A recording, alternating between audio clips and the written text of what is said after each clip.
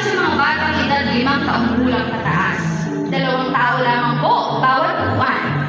Ang drone-ship naman po ay para lamang sa mga batang edad 3 taong gulang hanggang 7 taong gulang na may kasamang nakatatanda. Ang trackless train po ay para sa lahat, ngunit 6 na tao lamang po ang pwede sa bawat bagon. Ang ating po mga claw machines at arcade games ay para dito sa lahat. Isang ticket ay may katumbas na 2 token.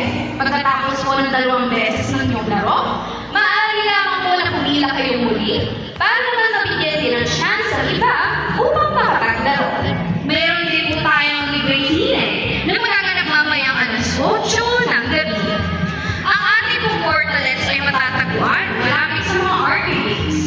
Mayroon din tayong mga basurahan na nakapaligid sa grounds. Maraming lamang po ay itago natin lahat na ating mga basura dito upang mapanatili ang kalinisan ng palasyo.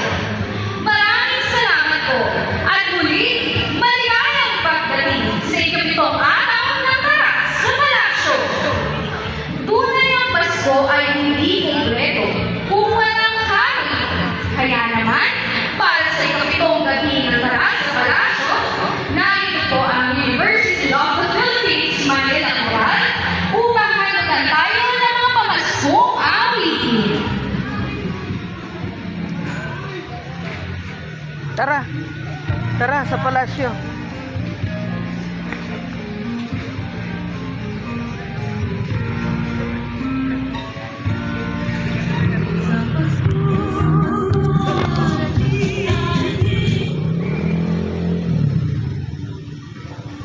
Kakanta na yung choir.